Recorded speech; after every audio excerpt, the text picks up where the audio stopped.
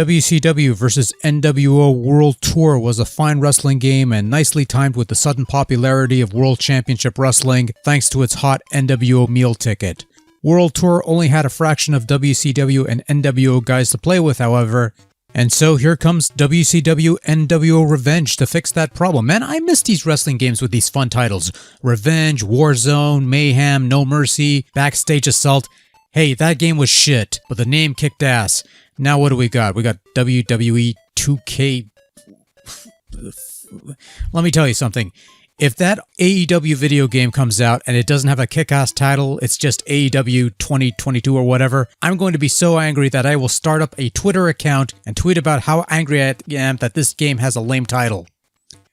Or maybe I won't because I really don't care, and also Twitter's for released for the Nintendo 64 in 1998, where people looked at the cover and wondered, who the fuck put Raven on the cover, fuck's sake?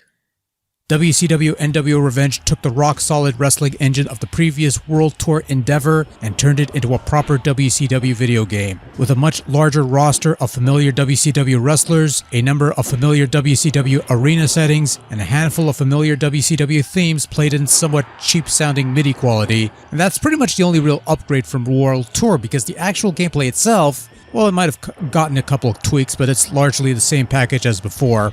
So you've got well over 60 plus WCW/nWo wrestlers to choose from, along with a few fictional spares based on international talent, which I don't even know why they even bothered. If the WCW games on PS1, like Nitro and Thunder, could find 36 jobbers to fill those slots, there's no reason why you can spare some of those on here, but regardless, you've got your usual cast of characters that you would expect from a WCW game of this era. Your heavy hitters like Hogan, Hall, Nash, Sting, Goldberg, DDP, Piper, and such, as well as your mid-level talent like Jericho, Mysterio, Juventud, Malenko, Guerrero, and Daniel Bryan. What, you didn't know Daniel Bryan was in WCW? He was a member of the Four Horsemen, you know. Jumped ship in 2000 with other disgruntled WCW employees, and eventually won the world title at WrestleMania 20 when he celebrated with his longtime friend, the late Eddie Guerrero. Okay, something's not right here, but I'm not going to question it because, quite frankly, I don't care.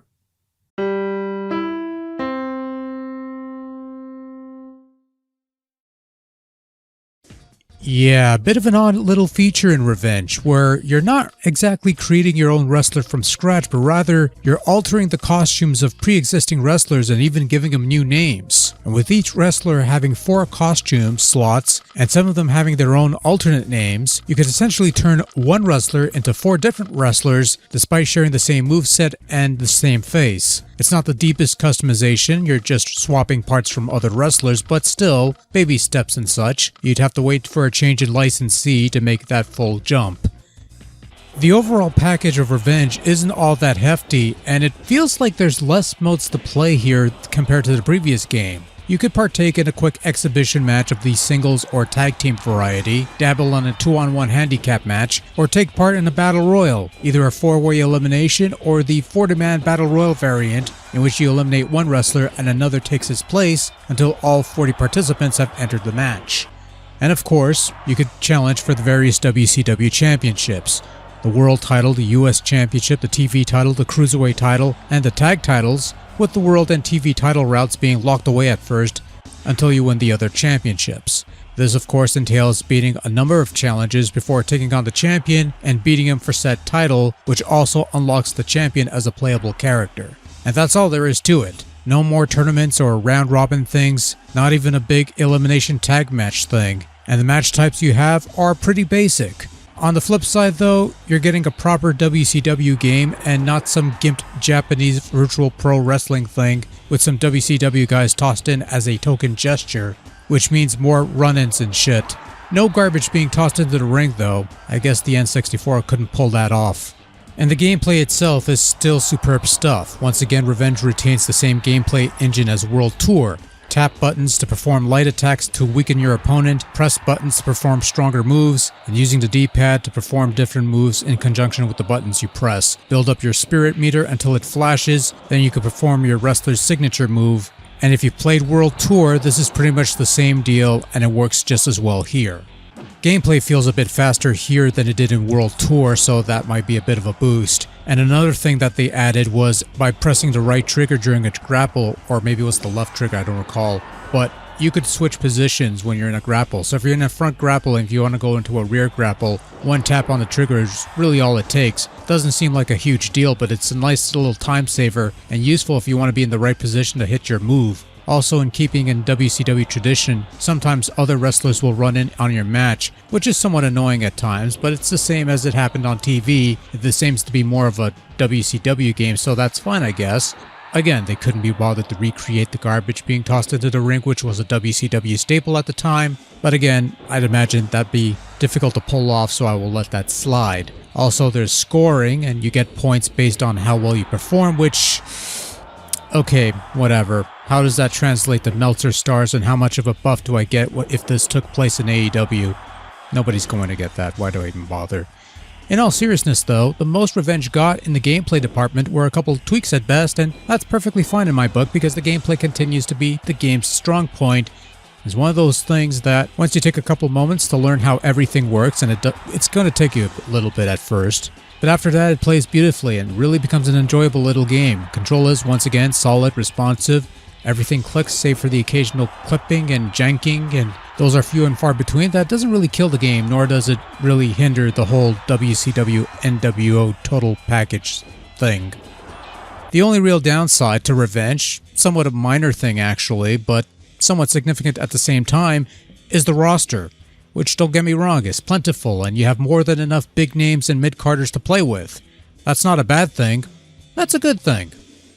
But there is one notable omission from this game, one notable name synonymous with WCW and the NWA before it, who was dealing with legal issues at the time and thus couldn't be included, but the game somehow feels incomplete as a result without this individual included, and I am of course referring to the man himself, Charlotte Flair.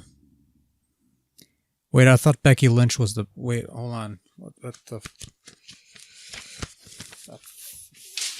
fuck's sake.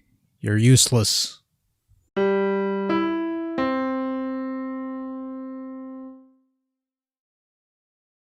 WCW nWo Revenge looks fairly superb for a Nintendo 64 wrestling game released in 1998. Generally speaking, the graphics are a little higher quality compared to the previous game, especially in regards to the overall presentation. Arenas have stages for the wrestlers to come out to during their entrances. Yes, wrestlers have entrances now, and while they're not fully formed or anything, it's a step in the right direction at least. The wrestlers themselves look and animate a bit better than before. They're not quite as stiff or blocky as they were in World Tour, though make no mistake, they're still kind of wonky at times, but again, better than before.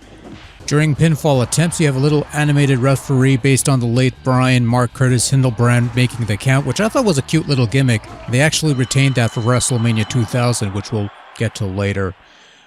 Oh, by the way, this opening intro sequence with the truck and everything, fucking work of art. I adore this more than I probably should.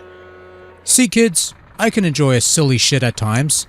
It just needs to be not shitty. Revenge's audio game is roughly the same as in World Tour. I mentioned early on that there were more WCW themes making the cut in this game, but upon second listen, the only thing that really constitutes such a theme is the remixed interpretation of the WCW Monday Nitro theme song, and everything else seems to be stock sounding rock music, not only during the couple of entrances, which everybody shares like the same couple of songs, but also during gameplay and such. It fills the void of silence, nothing really special in that regard. There's even a couple minor voice clips here and there to complement the usual stock library of punches, kicks, and whatnots. Not much else to add here. It sounds perfectly fine for the most part, but a bit lacking.